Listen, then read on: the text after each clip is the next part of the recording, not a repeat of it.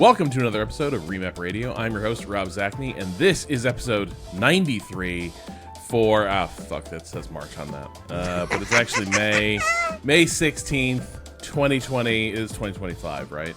Yeah, it's 2025. Today we are joined by Chia Contreras. Hello. Patrick Klepek. Hello. And Janet Garcia. Hello. As always, we're a listener and reader-supported show and website. If you enjoy Remap Radio and wish to become a supporter, you can learn more at remapradio.com/sign up, or just click the orange button in the upper right corner of the website. Our subscribers let us keep doing the shows, the streams, and the articles that define Remap. And the ranks of listener and reader-supported websites have grown in the last week. I guess arguably, maybe, it's not that there was a supporters program is entirely new or unexplored territory for Giant Bomb, but the situation is now quite different. Patrick, you know these people. What's going on over there? Well, in many ways, Giant Bomb, similar situation to us, right? Like run a sub program that you see none of the profits of, but in mysterious ways is supposed to give you an air of independence in the media organization, corporation structure that you work for, and then at some point question why you're doing that at all. If it's not actually, I think you should make 10 more podcasts, which is something that did happen to us over the course of running Waypoint Plus. And then they were like, please stop making podcasts. Yeah. And we were Please, for the love of God. A tale of the feeds time, really. can only hold so much.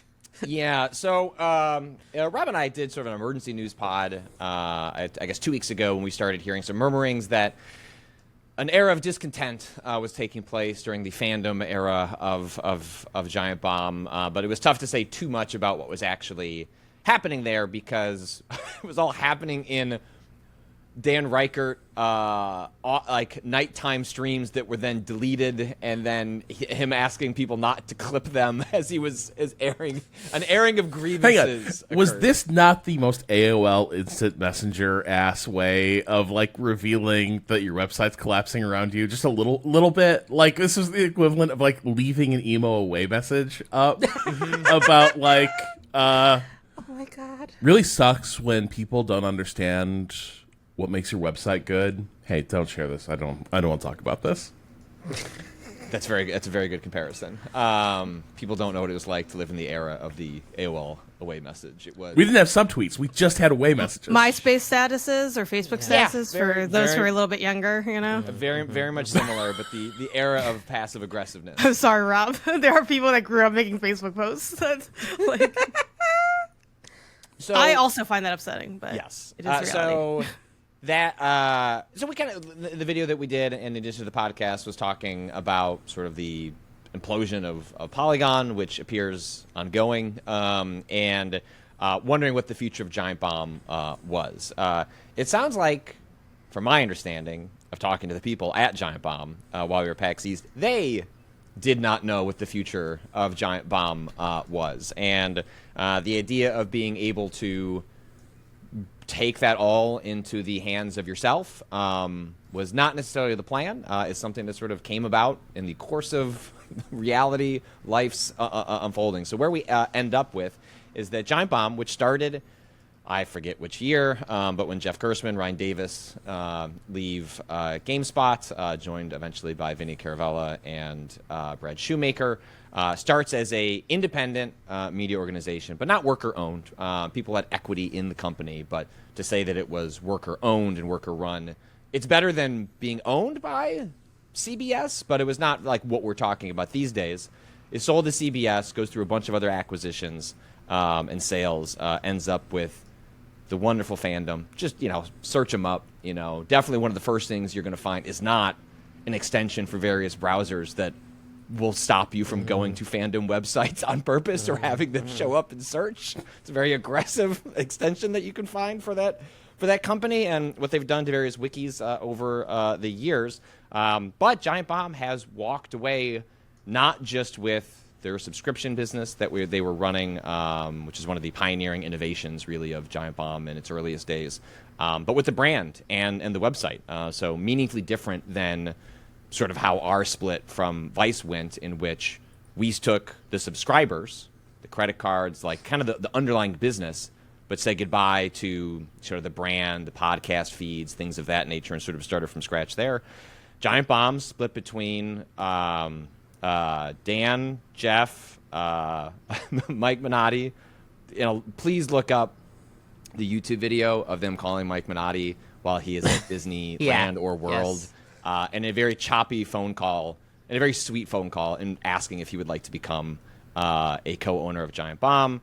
Jeff Grubb, and I list everyone. There's 5 of them, and Jeff Bakalar that are splitting up.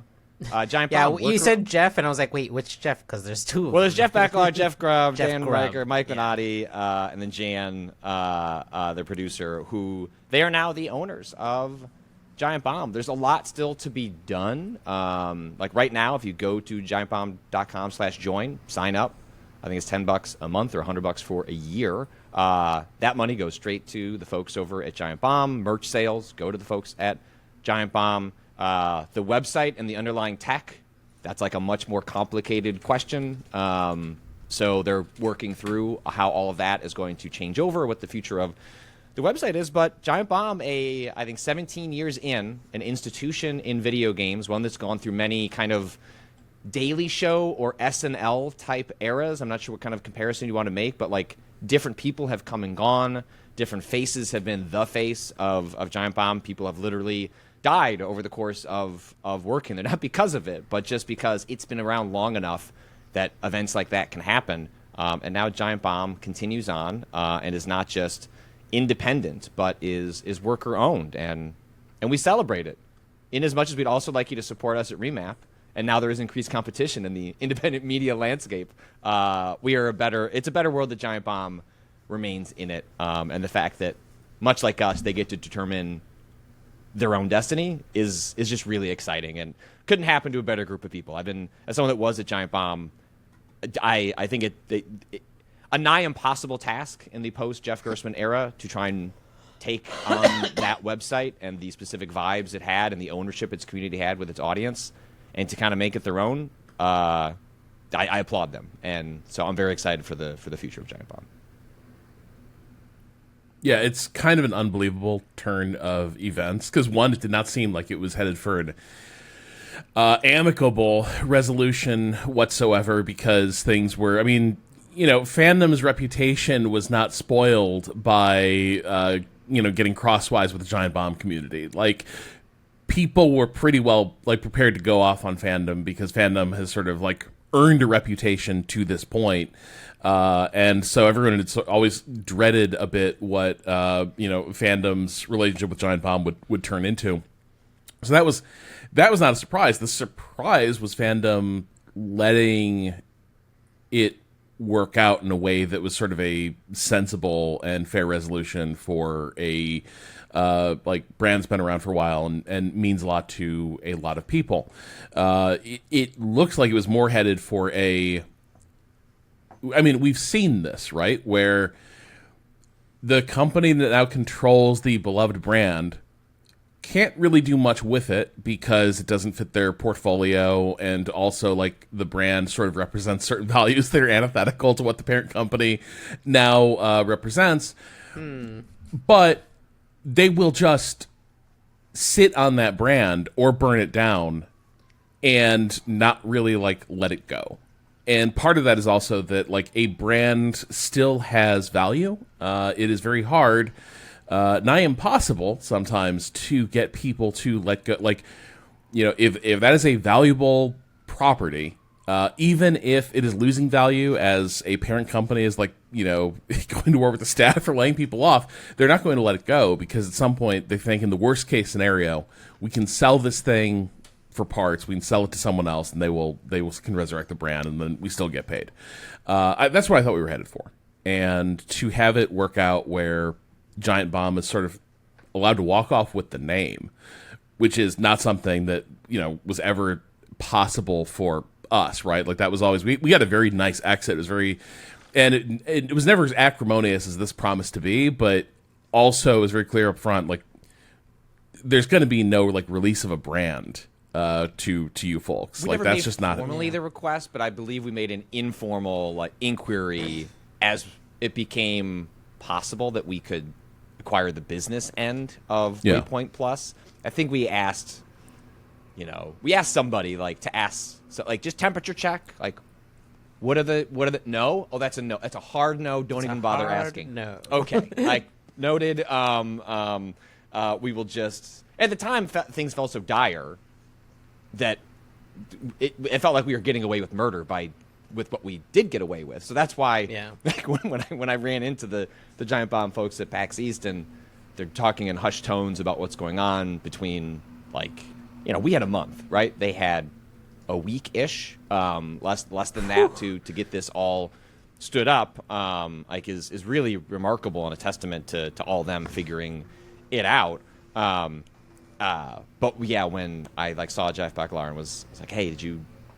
It stinks. You're gonna have to get rid of the brand, right? He's like, what if we didn't? And I'm like, you son of a bitch! I can't believe you've done this. Because we wouldn't. I think It's very cool that we like. I'm very proud of Remap. I like the name. I like this. I'm proud of what we like have accomplished in the nearly 2 years since we split and went independent, forced independence. I would have kept the Waypoint brand, like if it had been on the table. Like I feel like we lost some podcast listeners just because, like you said, Rob, people we joke about the MySpace, but like people's like it's brand could also just be synonymous for community, right? Like that becomes your homepage. It's like when I just want to go see what people are thinking about something, it's why I was broken up over like NeoGAF going alt-right fascist. It was because like, well, I'm not saying I loved this place, but it is where I've gone since I was 13 years old. And when a new trailer drops, I like to click on a thread and like see what people are saying. And I know who half the aliases are.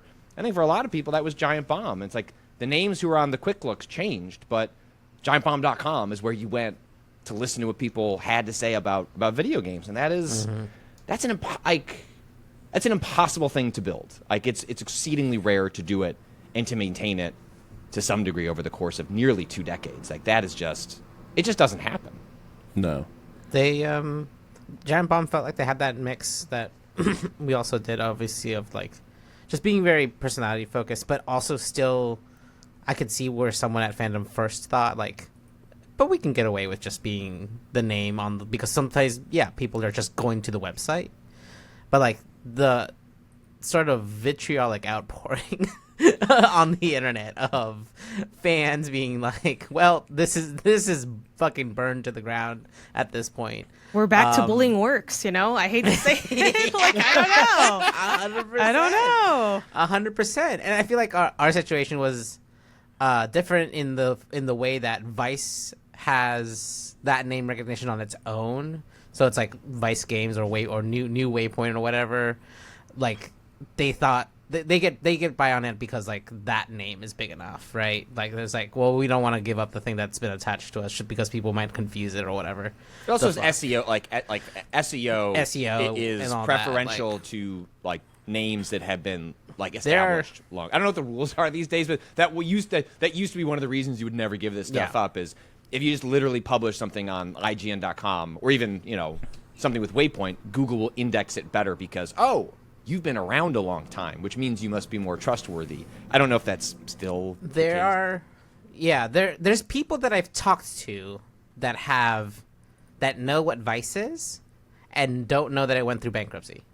Oh yeah. Right? Yeah. There's like so many normies where like they hit that point and like will still go to that website and see other things or like whatever the post weed links website. From there. But like right. I don't think that same thing could have happened for Giant Bomb, right? I think everyone who knows the name Giant Bomb as a website about video games would have, for the most part, seen this blow up and, like, understood what's going on. Where, like, Vice had that weird kind of, like, cross, like, we had our community, but then also there's, like, the Vice, like, audience as a whole that they thought they could just kind of, like, shuffle into, like, that old spot.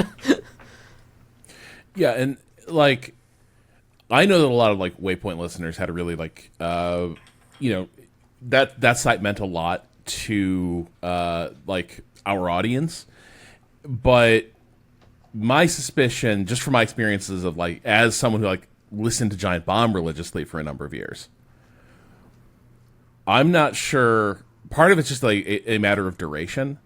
Like Giant Bomb is. like it sort of leads the way on like a big shift toward like personality led content. It's one of the places that's sort of instrumental in doing that, but also kind of moves beyond that into this is sort of your online family, your online friends that you hang out with a lot, right? Like I think that is also one of the things that crops up. I think it sort of crops up almost accidentally. The sort of like parasociality of Giant Bomb, and that comes with its own like complications. But in a weird way, I still think it would have been. It makes sense to me. I think it would have been easier to like try to massage or finesse, like, hey, like we're bringing back, they've done this, bring back like New Waypoint or whatever. But like that's still not going to be the equivalent of kicking the hornet's nest than like trying to stick a shiv into Giant Bomb and then trying to keep it moving. And I do think Janet's onto something. Like I cannot think of a reason why I can't think of anything. Maybe Jeff Bakalar secretly like making a mint on like hockey betting or something. I have no idea. That was Grub, secretly wasn't it? just like betting against the Devils all the time. But no, they're decent now, ish. But I can't think of something they could have offered that gets them this like favorable an exit, and I can't think of something that would have made fandom decide to be like, you know what? Y'all go start your thing. Here's the brand. Go with God. I really can't think of anything except that like they got spooked by how intense the reaction was, and I feel like it's kind of happening again. Remember, like rest his soul, but like when Ryan Davis passed, it became sort of like national news that there was mourning for people that a ton of people had never heard of. For someone that like a lot of news outlets had never heard of, and yet there's like a wave of national mourning happening from a subculture that like hadn't broken through into like normie awareness. And in a weird way, I think this is sort of a flip side of that, where you think you know what that brand means, and then you fuck with it, and then you kind of find out. And rather than the warm, loving reminiscences that attended Ryan's untimely passing, you get just unadulterated rage from being the company that killed Giant Bomb. And so, like, my suspicion is, on some level, it was one of those things where it's like, oh, this is just not worth it. Like, I want this to go away. Yeah, it's also probably hard to find someone to buy something in like such a short period of time. Because I think I don't really know what went down there, right? It's like I also was just kind of seeing like sub posts of like people and by people I mean just like general viewers, fans being like, oh, I saw this thing on Blue Sky from like a Twitch thing. I'm like, I am respectfully, I'm not going to even respond to what you have to say because I don't know what's going on. And that went on for a number of days. I felt like we had very sparse information and then like all the information.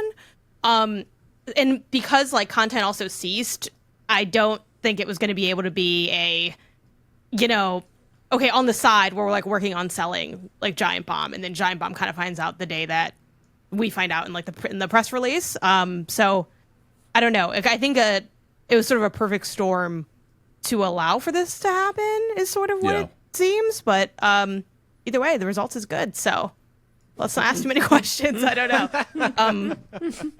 But I am very curious to hear some of those answers. Like, I gotta know more because, yeah, it really is like an unprecedented situation. And I'm also like, is it like you just like left with it? It's like, how about I give you $5 every year for a million years? Yeah, what was the deal like? Yeah, we also like don't have any idea. Like I'm just going off of my impressions based on like our interactions with Vice at the time. And that was the other thing is like, ironically, because that started on a better footing, we were tamping down with our community fairly early. Hey, like don't be pissed at people at Vice right now. Because they were doing us like every single solid you could possibly ask for in the background. So like genuinely there's no one to yell at that was sort of a worthy object of ire. Like every single person you could reach was like somebody who was Reachable helping is us. the real Yeah, the thing, people right? who like made the original sin. Like Yeah. of the private equity firm, you can't like they're not on Twitter. They're not on to fucking yell, Twitter, to, no. to yell at. I Anyone literally that has, can't like, think of a human affiliated with Fortress. Yes. Yeah, so that was the thing where early on it's like, hey, just like, the people at Vice are actually being surprisingly cool about this. Like, don't be too pissed at them. Whereas here, it was very clearly like, hey, fuck these fandom stooges, and immediately it's like, all right, let's get them. So that is in a weird way, I think, also by maybe really getting on the bad side of the Giant Bomb staff, I think fandom might have put themselves, like, set this on a trajectory to be in a position where, like, oh, like, in addition to seeing the brand's value just, like, implode overnight, you are personally going to be, like, in the crosshairs of a level of anger and focus that you're just, you think you're prepared for because you've done this in other, like, wiki communities and such. It's going to be different with Giant Bomb, right? It is, you are burning down a lot of people's house, right, if you do this. So it's interesting how it played out. It's an interesting contrast to, like, we know that, we've seen, folks talking about Valnet going around offering people contract gigs to, like, start working at Polygon. And we know that a couple people have turned them down. And I suspect a lot of people that they might want to work with are going to turn them down, because I cannot imagine a thing more deleterious to your professional relationships, your reputation, than, like, stepping in for a unionized staff that was just laid off en masse by a company like Valnet, and, like, going in and taking a contracting gig with them, like the next week. And so, like, that is an example of, like, Valnet are trying to keep this rolling, right? They're trying to be like, regular service is going to continue at Polygon. A handful of editorial staff have been retained. We can keep this going. But, like, there's literally, they don't have the bodies to be the site they were, 2 weeks ago. And they're going to be in a really, I think, finding people to work with is going to be tricky, because I don't see a way to to take a Polygon gig right now without basically, like, signaling that, like, hey, the misfortune of this entire staff of my colleagues could be my gain. It's tough though. Like,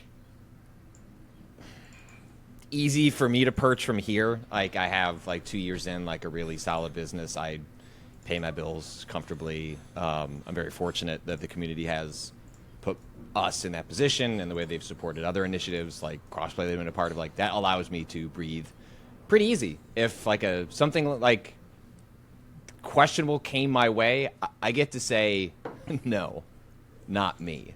But we end up in a situation where these private equity firms, these mismanaged media companies, have created a situation where the very people who are best qualified to contribute to make these places meaningful and interesting are also then faced with, like, they don't have a ton of job prospects. There aren't a lot of great ways to make money. There's more people than ever with an enormous amount of expertise out there competing for the handful of places where you could make some money.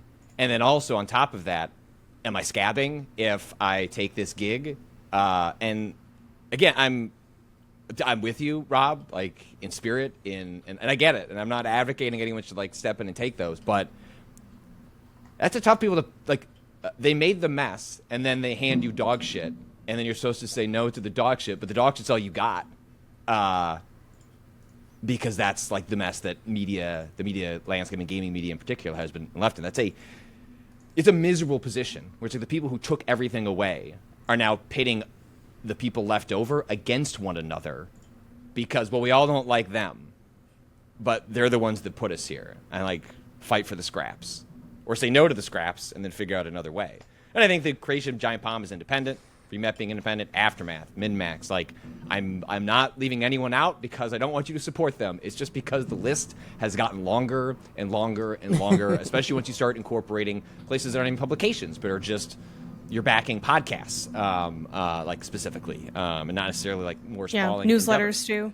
Yeah, but it's a rancid position to put people in on both ends. So I do think go with for it. the, the like, oh, well, how can you turn down work in an industry that has like almost no work? You already, I get people are going to do what they want to do, and that is what it is. But you already didn't have that gig. I think is something sometimes people forget about that kind of stuff. It's like if Polygon still existed in a non-rude way, would you have gotten a contracting job with them? The answer is probably no. Not necessarily because you're a bad writer, but they probably, they have their set of budget. They probably already have like contractors they work with, and that's why mostly the positions working with Polygon that aren't staff are just freelance and not like contracted work. So I think that I forgot there's like a saying that I made for this or used for this, but it's like you already like didn't have that gig. Like I guess I think about that when I try to get gigs, or if I would pitch something, it's like, or if something takes a while to go through, it's like I already didn't have that. I'm not losing money. This is money I never had, and maybe never ended up getting. So I think that's something that might be helpful for people to at least think about, because I feel like that's the aspect that it's like, oh well, I can't afford to not do it. You already were affording not to do it because you didn't have the job yesterday, is the thing. And I also think, as far as even if you want to look at it from a selfish standpoint, the potential of it backfiring on you from like a professional standpoint is something to consider, because that is like a real thing. We can argue and debate on whether or not we think that's fair or right, but the truth is like people will judge you for it. Are you willing to take the pros, the cons? You're an adult, you have to make that decision. But I think those aspects are worth considering because they do have like a professional impact. I think other questions to ask yourself in these scenarios as well is like, if this isn't your line, what is your line? And knowing that and sticking to it. And these aren't easy things to answer, but they are things that, unfortunately naturally do crop up in the industry, and you have to, think about that aspect of it. I don't know.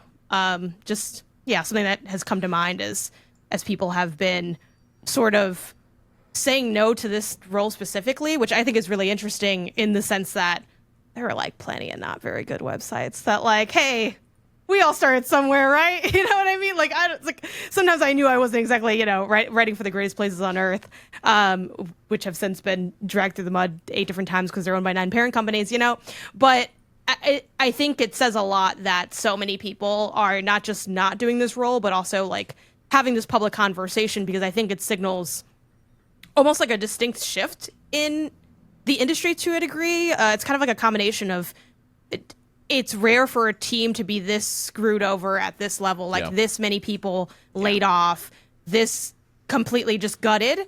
While usually it's like, it's one thing if something takes a hit and then, people like freelance with it later. I don't think anyone's ever really made us think about that. But I think the layers of how extreme this is have then pushed, the freelance community to an extreme as well, of being like, hey, we're not going to rock with this because we don't agree with what's happening here. And I think the other layer is also like the brand level. Like Polygon is definitely a known brand, and it looks good to say you wrote at Polygon. Like that is cloudy, and when it was a site that existed, it was, I think, one of the best in terms of like critical work, and even outside of that, one of the biggest in terms of the landscape. What does that name mean now? Are people going to be looking at that and being like, what date? Yeah, what date was this published? You know what I mean? Like maybe it kind of loses a bit of that cachet. Exactly. So then, you're gaining the money and the name cloud, but you're risking the moral implications and the future kind of way that you're, I think, perceived in the industry. And also, like, I don't know, there's a hint of like, I always think a little bit about like an element of karmic retribution. Like it's an industry where that's so important to like have each other's back on things, I think. But yeah, those are just the things I want to float out there that I think are worth thinking about.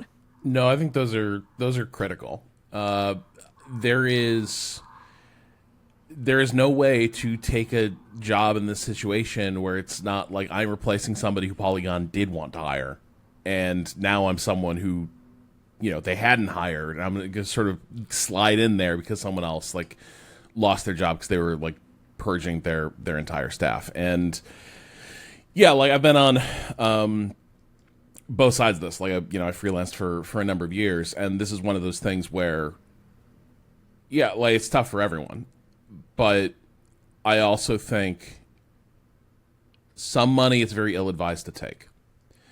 And this would be one of those gigs, I think, because it is one of those things where people, your peers will look at you a certain way for taking that gig. And some of the other people you might want to work with at some point will also take note of it. And that is always the thing to bear in mind, is that a lot of people are having reactions to things, and they're not posting about it on Blue Sky. They're not posting about it on Twitter. They're just like taking note, and they're sort of moving on. And this is one of those things where, like, I had some lean fucking years as a freelancer.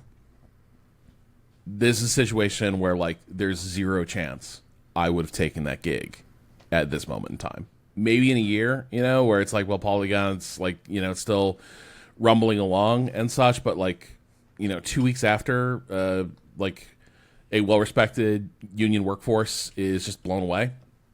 Not a chance. That is like making yourself an accomplice to, an absolutely like devastating attack on your profession. So it's one of those things where like, Patrick, I think I understand where you were sort of reticent on this, because like you weren't a freelancer that much, and so you didn't have to like weigh as many of these calculations as often. And I think there's both like good moral reasons not to do it, but also just in terms of a like, you're serious about making this a career and like trying to get somewhere in it. This is one of those things you don't touch, because it is immediately going to make a lot of people think less of you that you would prefer think highly of you. I have more sympathy to people, even though they kind of stuck their sort of grabbed hold of the live wire a little bit this past week. The people at New Waypoint, like they were brought in. Like, it's not like they replaced us the day, like, it's not like they were brought in the day after we all, like, the site was shut down and everything. Basically, like, Vice went through a bankruptcy, and sort of a new entity exists over there, and they're trying to sort of spin back up operations. And, I don't feel any... I think what's sort of corny about some of the way that, like, Vice tried to handle the Waypoint stuff is, like, trying to pretend a continuity that just isn't there, like trying to pretend like that is not just a name that they own, that that they can sort of attach to previous work. I mean, that's the thing I always found corny about it. I never begrudged anyone taking those gigs. Like, the people who wronged us had taken the money and run. The people who helped us were also gone by this point. They didn't replace us. It wasn't like as with the Polygon situation, where you feel like you're all right. Remove $80,000 here. Give 80,000. You know what I mean? Like, it feels like you're literally taking money. Or like remove 80,000, give like 10 across like 8 people. Exactly. It's like, what are we doing here? 8 poorly paid contractors. Exactly. Union negotiated salary. And a couple non-con. I did see a post from someone who's like, they didn't offer me a contract gig, and here's what they offer. I was like, yo, shout out, like sharing out the information. Wow, it's not even. But yeah, I'm like, and that's the other thing too. Not to make anyone feel bad, but also.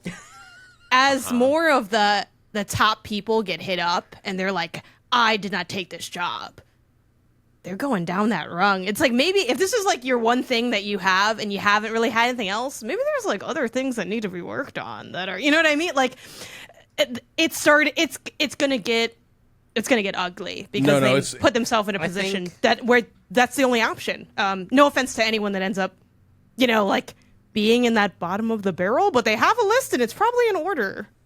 Yeah. I think to both Janet and Rob's points too, it's like if you're trying to break in, this could seem like your moment just because there's a gap here, right? But I think to Rob's point specifically, it might not be the best gap, right? This might be the gap where you get stuck and then It's a trap. It does. There's you end up finding it's a dead end at that gap because of the implications in the with the further community. That's kind of the trap they try to set, right? Like they try to get rid of people who are experienced, the companies, right? Try to get rid of people who are experienced by people who are inexperienced that they can exploit for the next round, right? So, yeah. Yeah. And to Rob, to your point, I obviously don't have the same. I didn't work at Waypoint with y'all, but I think the difference there as well is we've seen a million times over outlets, especially outlets that aren't gaming outlets, like right, Polygon's a gaming outlet, IGN's a gaming and entertainment outlet, like etc.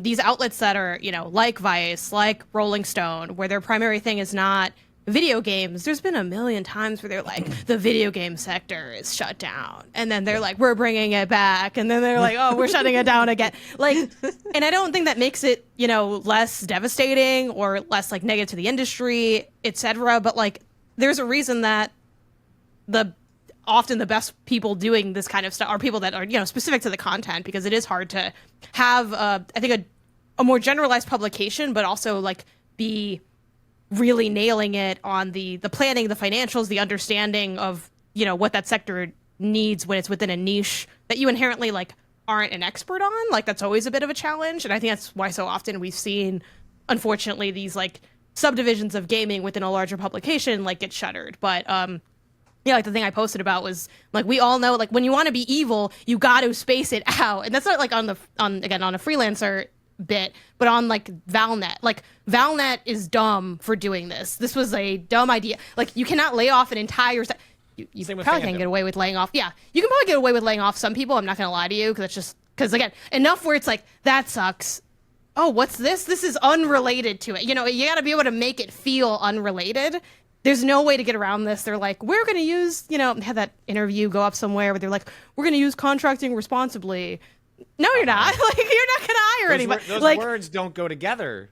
No. Yeah, so it's like, look, you got like 2 or 3, I don't know how many staff members remain offhand, but like, and that's all you got. And you got like probably not much else, especially with, so many people turning it down, and they're going to end up ruining a really, really great website, because when you take out everyone that writes for the website, you don't have a website left. You just have a URL, and that's not the same as a website. You have a domain. They have the Polygon domain, and like whatever was left in the CMS, that's what they have. I gotta believe that Valnet knows this is a pretty suboptimal way that they're going to try to keep this moving. My gut is that it was worth it to them to get rid of a union. Like the choice that they were sort of facing was, do we take this staff and immediately get into it with sort of the union that exists and the various terms? Like a huge amount, we talked about this before, huge amount of like negotiations with Vice from the union side had a lot to do with succession. Because there was everyone knew the company was going to be sold, and so what was going to happen to the union contract if one of the parties to that agreement, Vice Media, was now like replaced by someone else, and the union really wanted sort of an ironclad thing where whoever is buying the company would have to also be basically buying into the whatever contract Vice had signed, and Vice was adamant that they would not budge on that. With the negotiations, because they knew it was going to make it hard to sell the company. If it sort of came with it came with a pissed off union attached to it, and a unionized workforce with a lot of expensive benefits. My guess is that, no real insight here, but my guess is that was probably one of the motives for Valnet to just fire everyone and try to pull this off. And they were willing to sort of pay the cost of, well, that's going to piss a lot of people off. It's going to turn a lot of folks again. Like, we're not maybe going to get the contractors we would have wanted, but still, they were happy to do this to get rid of that workforce and to sort of be able to just move to a contractor model, which is their whole deal. But yeah, it does also mean that unlike the sort of cycle that we've all seen of like, hey, like we've had huge layoffs, but we're still here. Please continue working with us. Or we shut down the games vertical. Wait, it's back. Unlike all that stuff, the ValNet situation with Polygon is 100% like, all right, it's time for scab Polygon. And that is just a different world than those other sort of routine interactions that happen with contractors and freelancers.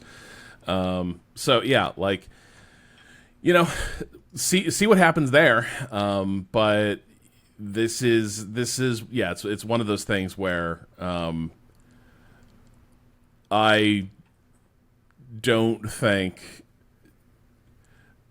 I don't think good people should, like, I'm saying, like, people with like talent and ability, I don't think you should take that job. I don't think you should take it. Well, and if you basically know you're a loser, then yeah, like maybe that's the best thing you're gonna get. And that is because it will have loser energy. It will be the, like, you'd have to be really desperate to like take this gig, like really desperate that there's like not better gigs. And that is the sort of thing, like, sort of attaches itself. Wouldn't want to be affiliated with it. You got to act a little booked and busy to get booked and busy. You're like, let me check my calendar. Ain't nothing on there. They don't got to know that. Like, just, you know, you got to play the game a little bit. Yeah, no, I definitely agree with that. I think, yeah, just so much of what you normally would get, I think, from an institution like that too is also gone. I know they retained a very small handful of staff, but like the other part of what you get are like the resources and like the editor, you know, like, and again, I'm sure people are still like editing the work and everything, but it's not Maybe the same, you know. Yeah, maybe I don't know. Hey, I've seen some things online where it's like it might as well have not been edited, you know what I mean? And I've written for places like that where it's like, hey, anyone could have edited this. You don't have to know about games to have edited this in the CMS. Yeah, it's definitely not necessarily a good gig, even though, sadly, the pay is probably still better than a lot of other exploitative places. But yeah, other ValNet sites. You can also just it's probably the best contract ValNet offering. Literally. I think also there's so many. This could be a whole topic. At a certain point, it's just math. Like, and this is the thing I like always would tell people, and the thing I kind of had to learn as I was going in the industry is you could be working immense hours, which I did, and I think most freelancers do, and you're only taking home like a few $100 a month. It's like maybe you could have just literally done anything else, gotten the same few $100, but gotten to spend more time like working on what you're doing, like actually working on your craft and not just working on your ability to say this new game has a DLC release date, which legit sites also write that news. That's not a part of the job, but you know, from games.games.com, a place that no one knows about, and if they know about it, they know about it for negative reasons, so it's not really building your resume.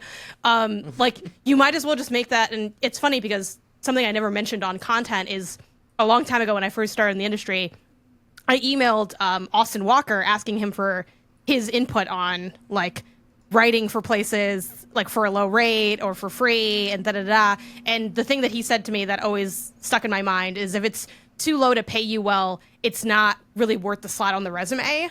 And I'm like, damn, that's so true. Like a lot of these places that don't like have good compensation structures, like they're not actually like the resume builders that I think people try to think of them as, because again, you go to like more established places and I'm like, oh yeah, I wrote for blah, blah. And they're like, oh, okay. And they're either like, never heard of it or like, oh, that place?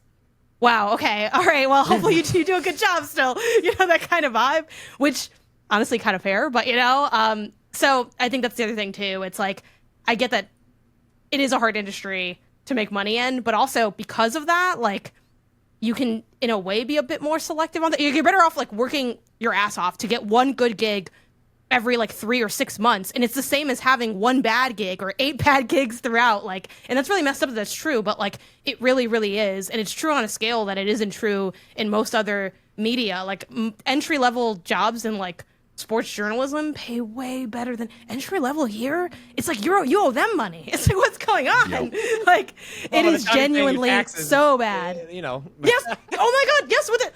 Kinda- Oh, what's kinda do. what's Doesn't go down 30% that, of the but- $500? I mean, I guess since I'm not making that much money a month, they probably won't even tax me on it. Like, I don't even know if I got taxed when I first started freelancing on that income because it was literally so low. Also, remember, it's not 30%. yeah. You get the self-employment hit. It's more than a third. The freelancers are taxed at like an incredibly high rate because there's no Social Security and such taken out of that money right away. So you get hit with the self-employment tax. So it's more. I think it works out more like you're getting taxed like 36, close edging up on 40. It's bad. I really got to stop dipping into that tax money that I have in my account. I've been saving 30. It's been working out okay, but You save 30 at least. Like April hits and you're not like You can totally figure it hosed. out. Yeah. yeah. I got a tax guy now, so I'm living a very better life than I was when I first started. Damn, that quarterly payment life, it's real. Last thing I would say is, if you do choose, like, for whatever reason, to, like, take one of those things, Use a Don't- pseudonym. No, I'm just kidding. well, don't turn yourself into a martyr over it, right? Like, maybe you got your reasons. I don't know your life. I don't know why you chose to take this job. Maybe you thought you can take the career hits, or you got the food on the table. I don't know. But don't turn yourself into a martyr and try to make everyone feel bad for you over it. That's going to end poorly. Choose differently. Yeah, no, there is a bit of you can take the money, but you can't also turn around to people and be like, but you have to also respect this choice. You have to be nice to Yeah. me about it. No, that's not how this is going to work. Like, people are going to feel how they feel about it. You That can also hate be me, but liberating. here's why you shouldn't. One of 38. It's like, okay, what if you joke, just Janet? You joke. What if you just look? I see people make bad decisions every day online, and I turn to my fiance and I'm like, "Look at what this person did." I don't post about it online, but I'm seeing it. I'm talking stuff about it to the person in the room with me. We don't need to be posting everything online. Not every thought. You think every thought? You know how much I don't stop talking or thinking. You think everything I think is online? Hell no. What's Them's private Janet's thoughts. alt? Gotta know. Yeah. Oh man. Gotta know.